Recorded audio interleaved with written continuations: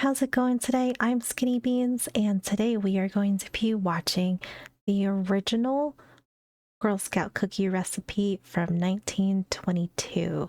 And this is from a channel called Tasting History with Max Miller. And I kind of came across this because I wanted to watch food videos because I like watching food videos, but I also like history of stuff. I like learning where things come from or like how things kind of came about too. So, um, ironically, I came across his channel, so we get to watch him make some food and also give us some history about how these foods kind of came about. So, um, it's kind of the best of both worlds, honestly. So I'm pretty excited for this one. If you are new to my channel, I also react to animals. We do animal facts and we watch a lot of animal channels and stuff like that. So if that's something else you're interested in, I have a playlist of those available to you. But if you're here for the food, then you are in good company as well. So if you get a chance, I would appreciate if you could leave a like and subscribe. It would help me out a bunch. And I have Tasting Histories video link in my description below, so be sure to give him a subscribe and watch his videos, like his videos. All right, let's learn about the history of Girl Scout cookies.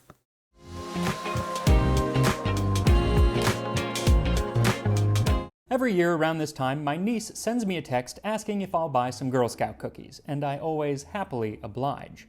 I mean, no joke, this would be me. I'd be stuffing my face with Girl Scout cookies all the time. They're so good. I don't know about your favorite Girl Scout cookies, but I love Thin Mints and what are the Samoyas? The chocolate coconut ones. I love those too. I would say those two are probably my favorite. And then the chocolate peanut butter ones, like tagalongs. I think they have different names now, but that's what I remember them as because I had a little stint in the Girl Scouts, you know, as a child, so I do remember the cookie names as far as my memory goes, but I'm old, so but the chocolate peanut butter ones I really liked, and was like the are they trefoils? They're like the shortbread ones. I do remember those, and I thought they were, I mean, like, I don't know, I kind of thought they were all good, but I think the shortbread ones are like the original like OG cookies. I think, if I remember correctly. But while she's selling the cookies, she's not baking the cookies. But True. back in the early years of the Girl Scouts, each Scout would bake her own cookies using this recipe from 1922. Oh my gosh. I actually didn't know that they baked their own cookies, but that makes sense. That makes sense that they would be baking their own. Huh.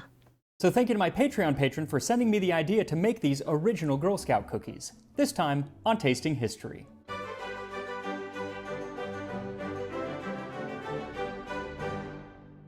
First, I wanted to let you know that when this video actually comes out, I will be in Europe doing some research for a few upcoming videos, so if you want to follow those travels, I'm going to mostly be posting on Instagram at Tasting History with Max Miller. Oh, that's cool. Now, here in the US, there is at least one thing that we can all agree on. Girl Scout cookies are fantastic. Yes. From trefoils to Thin Mints, Samoas to tagalongs. Oh, see, look, he named them all too. Okay, good. They are delicious. It is hard to eat just one. Also, I don't know if you guys do this, but if you put your Thin Mints in the freezer, oh my god, it's so there. That's like my favorite thing ever. It's like a cold frozen Thin Mint. I don't know. It's delicious. Ordering these cookies every year is a time-honored tradition. But yes, when the tradition first began, the selection was rather meager. There was actually only one cookie available. It was this recipe, which was printed in the American Girl magazine in the American Girl magazine. Oh, okay. Attention Scouts, forward march, bake sale. It's got butter, sugar, milk, eggs, vanilla, flour, baking powder. Okay, so like pretty basic, nothing too crazy, but it's probably gonna be delicious. July 1922. Attention Scouts, forward march, bake, sell. This is your chance to show how much scouting means to you. Oh. Girl Scout cookies. 1 cup of butter or substitute, 1 cup of sugar, 2 tablespoons of milk, 2 eggs, 1 teaspoon of vanilla, 2 cups of flour, 2 teaspoons of baking powder. Cream, butter, and sugar, add well-beaten eggs, then milk, flavoring, flour, and baking powder. Roll Seems thin pretty and bake in a straightforward. quick oven. Sprinkle sugar on top. I mean, in all honesty, like this is like a pretty like straightforward cookie recipe that if you were trying to sell, you could like, I don't know, you could probably bust these out and bust a bunch out pretty quickly. This amount makes 6 to 7 dozen. So 6 to essentially, 7 it is a dozen. simple sugar cookie, which, Damn. if I'm not mistaken, is not actually one of the options for Girl Scout cookies today. But Oh, that's true, huh? Yeah, because I mean, I guess I always thought the shortbread one was, but that's not a sugar cookie, so that's true. Maybe they gotta bring it back. They gotta bring it back. Have like a good like OG Girl Scout sugar cookie. Oh, I bet it'd be so good though. it had to be simple because it was the Girl Scouts themselves doing the actual baking. I Yeah, don't think many young girls would be up for tempering chocolate to properly form a thin today. true. Also, the recipe needed to be simple because the Girl Scouts were under the scrutiny of the viewing public while they were doing the baking. Back in November of Oh, 1923, when the cookies were sold in the fall, a Massachusetts newspaper invited readers to do a good turn for your stomach. Buy Girl Scout cookies tomorrow. Watch the 16 Girl Scouts bake cookies in the window of the Lynn Gas and Electric Company. Oh my gosh, this would have like I don't know. This would have like made me nervous having strangers watch me bake. I'd have been like, oh boy, oh god, let me do something easy. Let me do something easy so I don't mess anything up in front of all these people that I have no idea who they are. Encourage the future homemakers. Now, this public spectacle was partly to drum up enthusiasm for the Girl Scout cookies, but also partly because not everyone had an oven in their home at the time that was Oh, I guess that's a good point too. So it gave you a spot to go make your cookies and you could still support your Girl Scout troop. That's actually not a bad idea, honestly. Like that seems fair if ovens weren't something that was like a common appliance like how it is for basically everybody nowadays. That makes sense. That actually makes a lot of sense. I love that little panda he has behind him on his counter. It looks hangry. I like it. capable of baking a bunch of cookies. Luckily, I do have such an oven, so let's get to baking some cookies. First off, you need to make sure your butter is softened. Also, this recipe doesn't include any salt, and that's because they would have been using salted butter, so if you go for unsalted, make sure to add about a half teaspoon of salt in. Oh, I didn't even think about that either. Fair enough. This is gonna make me hungry. I can already tell. Like, seeing all these cookies, I'm gonna be like, man, I really want some cookies now. But part of me wants to bake these too, but I mean, I don't have an oven that's gonna make like 7 dozen cookies. So I wonder if you could figure out like how to just make like maybe like a dozen cookies. That I could probably do. With the flour. So take your softened butter and cream it with the sugar in a bowl until it's nice and smooth.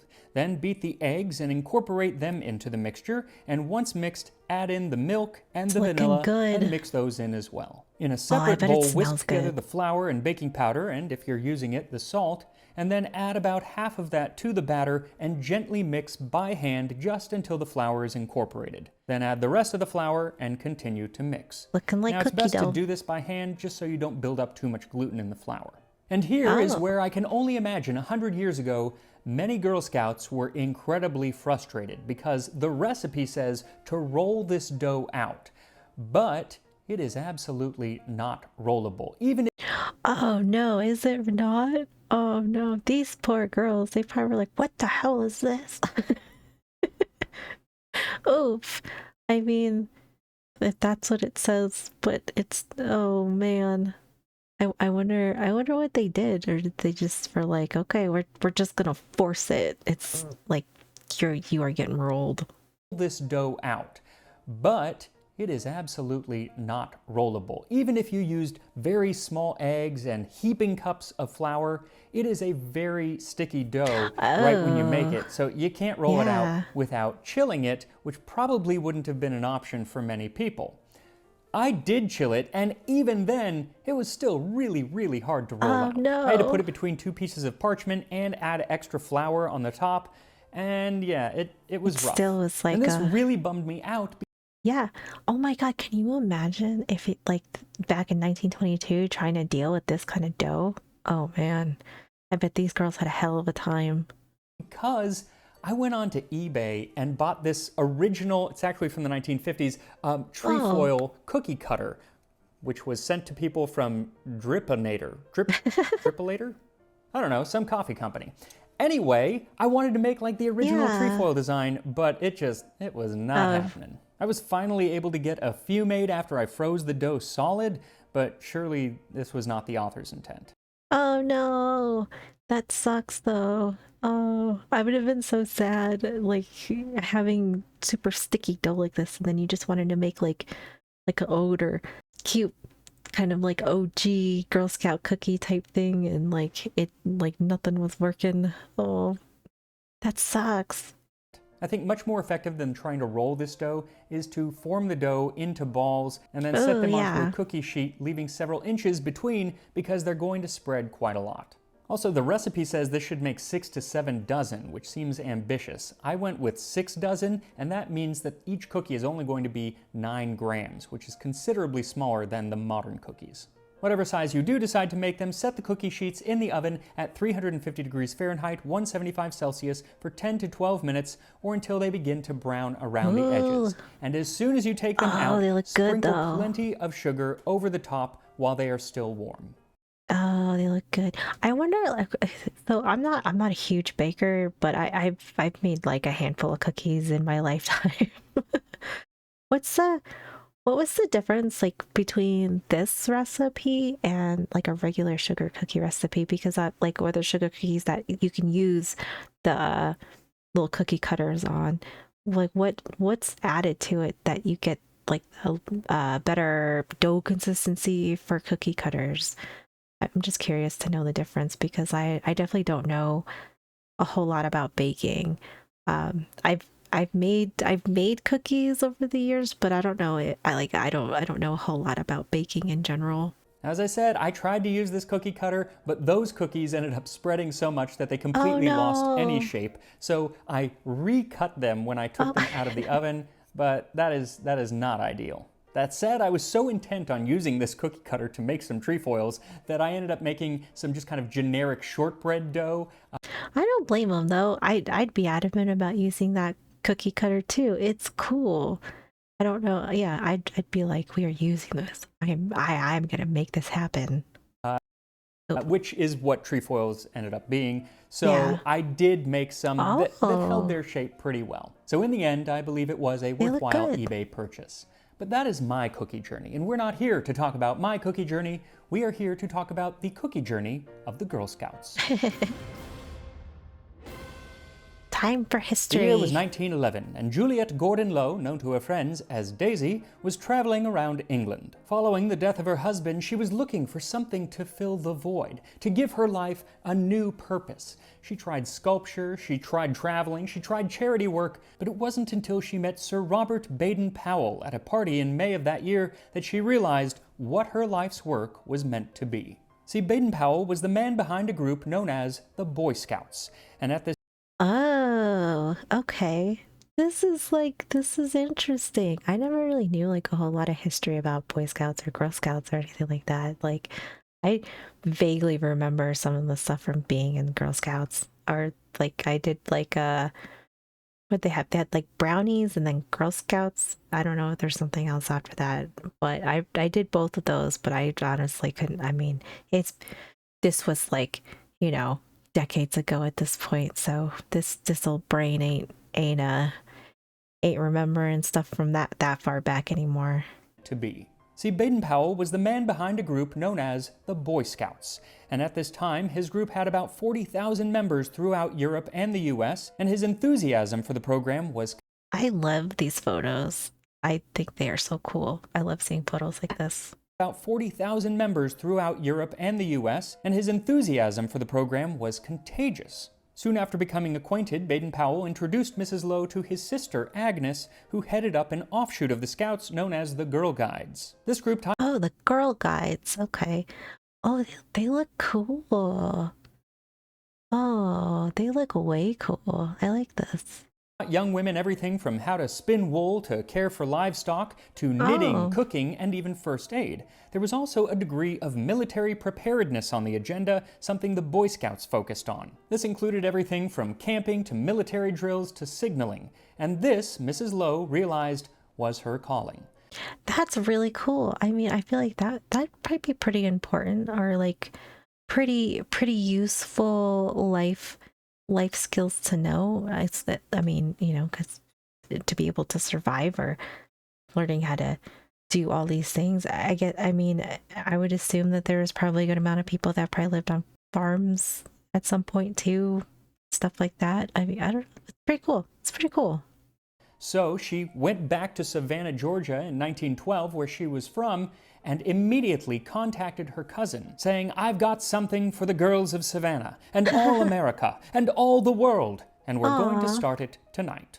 And within weeks, she had formed the first 2 American Girl Guides patrols, consisting of 18 girls. Now, Lowe hoped to merge her guides with the larger group of Campfire Girls, which was run by James E. West, a man who also ran the Boy Scouts of America. But West considered many of the activities that Lowe wanted her girls to participate in, like the military drills and the camping, to be less than feminine.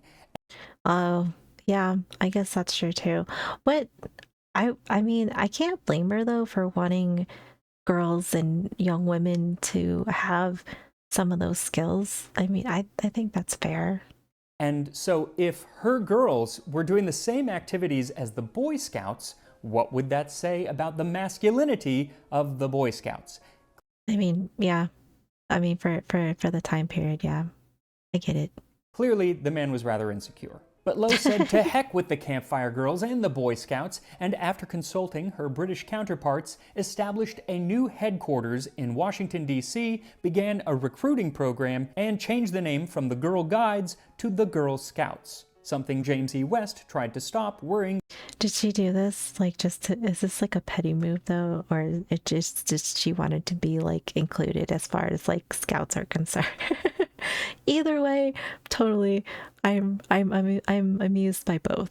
From the Girl Guides to the Girl Scouts, something James E. West tried to stop, worrying that the boys would abandon the Boy Scouts due to the similarity in name. Of course, he was wrong. Nobody abandoned the Boy Scouts because they. Yeah, I don't think that would happen. I mean, I would say if you were a boy and you wanted to be a scout, you'd be a Boy Scout, right? I mean, that's I can't see them switching sides, but not. I mean, not like that.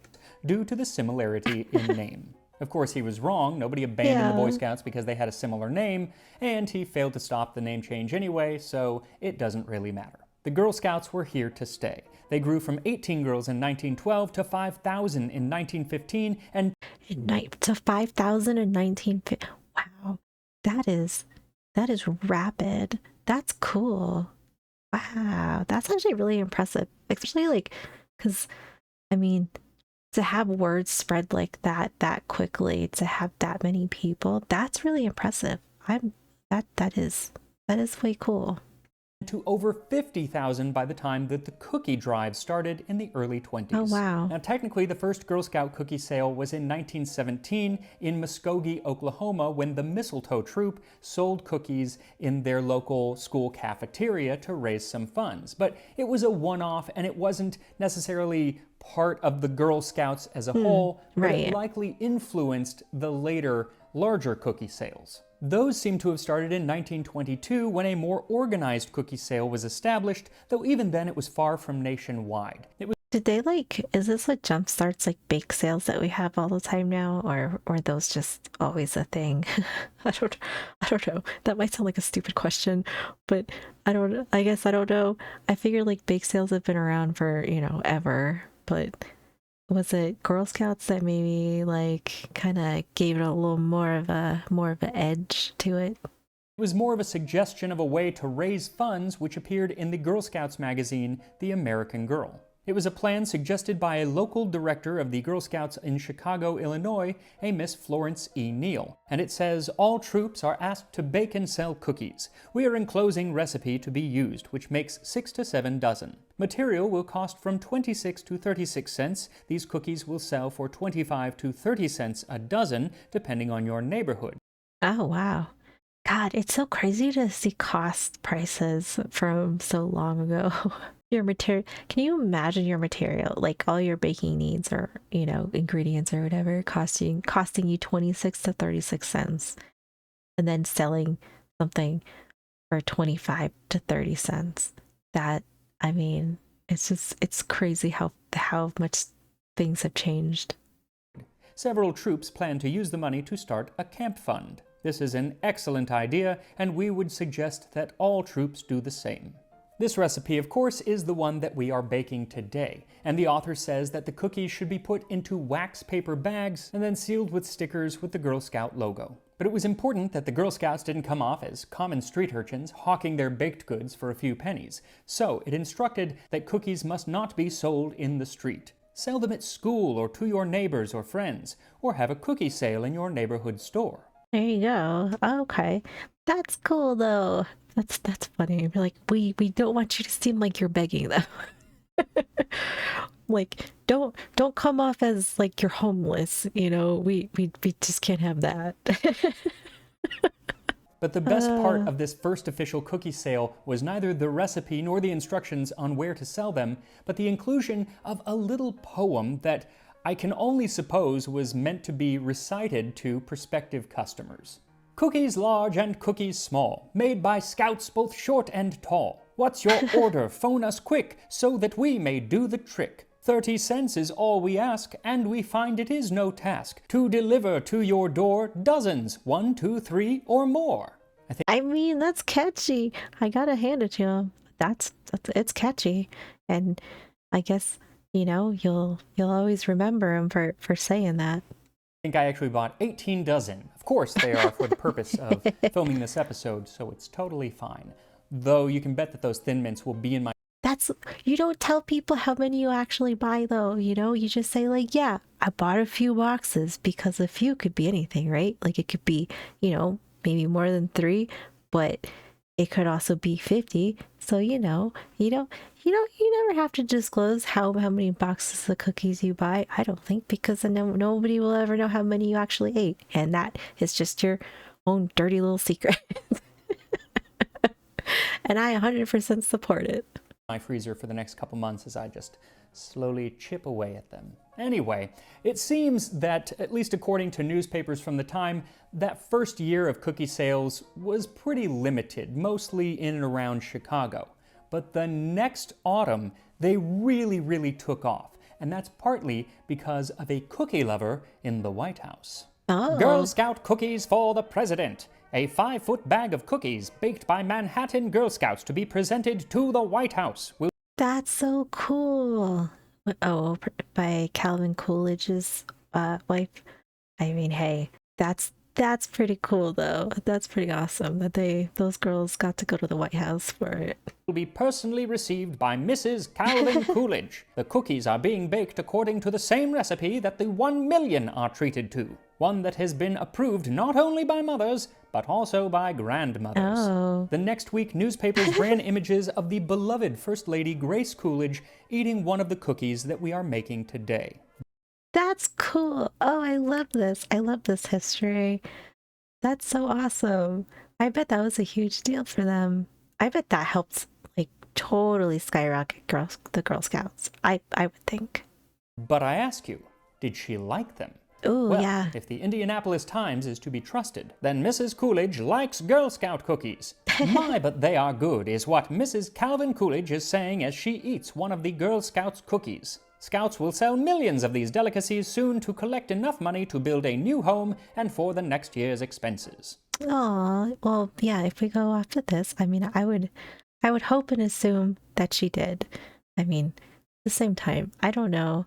I mean, I would imagine that recipe's delicious. It sounds like they look delicious. They look good. I mean, I would assume that she loved them, and if she's a big cookie lover, I don't know how she could have not. And with the First Lady's endorsement, Girl Scout cookies took off. And with Prohibition in full effect, the nation was looking to the Girl Scouts to provide them with something to take the edge off. And the Scouts were happy to do so. I bet. Girl Scouts to flood the city with cookies. Cookies! Girl Scout cookies! Thousands of them! Crisp, brown baked cookies. Saturday is the day of days for members of the Girl Scouts of Lynn. It will be their cookie day. Oh my gosh, that is so funny. That's crazy though. That because didn't during the Depression didn't people eat a lot of ice cream too? Isn't that like wasn't that another thing that I thought like instead of drinking alcohol or going to the bar, they were going to like ice cream parlors, and I thought that was like a really big thing too. From early morn until the supply is exhausted, Lynn will be swamped with cookies. As memberships in the Girl Scouts grew past Okay, did they team up with the ice cream parlors? Because that would have been genius, right? Like putting Girl Scout cookies in your ice cream. Oh, I bet that was good.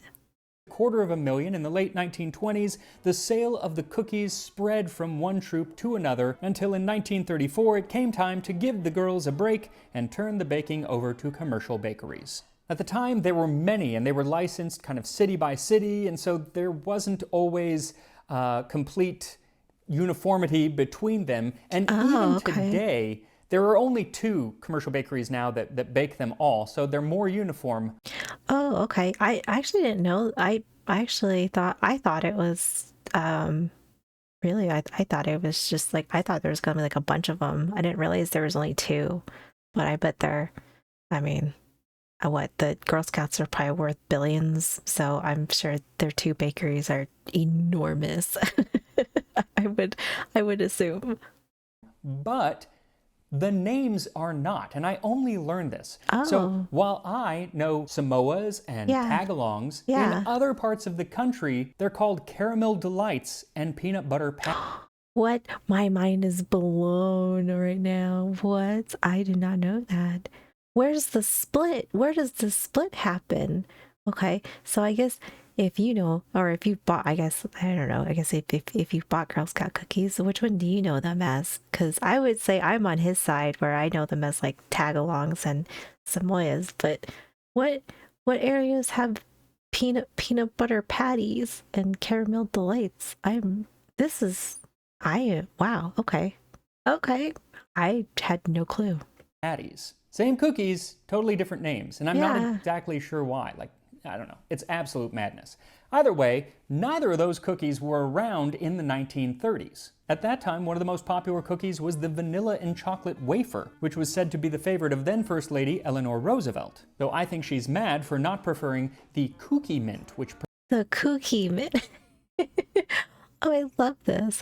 I love this box. I don't know. There's something about old packaging that I love, like from the 20s, 30s, 50s, like all in that type of era, stuff that's in tins. I love how that stuff looks. I just like that aesthetic a lot. But this box is cool. I love Thin Mints. Premiered in 1939. This was a chocolate and mint cookie, which would later also be called the Cookie Mint, the just chocolate mint, and eventually the Thin Mint. Unfortunately, the Cookie Mint only had a couple years on the market before everything came crashing down as the United States entered World War II. The rationing of eggs, sugar, and flour forced the Girl Scouts to abandon cookie production altogether, and instead they sold calendars. Everyone loves a calendar, right? I mean, yes, but you could only sell a calendar, once a year, probably towards the end of the year, like a Christmas thing. I mean, the look on his face, I would agree. Yes, everybody loves a calendar. True. I mean, it's true. If you had to pick a calendar or a cookie, which would you pick? Obviously, we'd go with the cookie. Yep, 100%. Yeah, not as much as cookies. But as soon as the war was over and the rationing ended, the cookies came back. And by 1951, many of the staple cookies that are still around today, like Do-si-dos, trefoils, and Thin Mints, were already available. I forgot about the Do-si-dos. Those are the peanut butter ones, right? Like they're just, it's like a peanut butter cookie, I think, right? I think, I might be wrong though under the much less exciting names of sandwiches, shortbreads, and chocolate mints. As baby boomers began to enter the Scouts in the late 50s and 60s, the sale of cookies skyrocketed, and it's never really gone away. This is partly because That's they're always incredible. introducing new cookies while keeping the classics like the Samoa, which was introduced in the 1970s, but also because there is a level of scarcity. They're only available one time a year, and so people stock up. I remember as a kid, my mom buying many Thin Mints and just stuffing them into our freezer so that they would last through the end of summer. I remember as a kid, um, I think it was one of the years that I was a Girl Scout, and it might have been the first, maybe my first year as a Girl Scout, maybe, I don't know, but I remember I sold like so many boxes. I think I was amazed by like how many, because I don't think I sold it to like that many people, but like the amount of boxes they bought was like insane.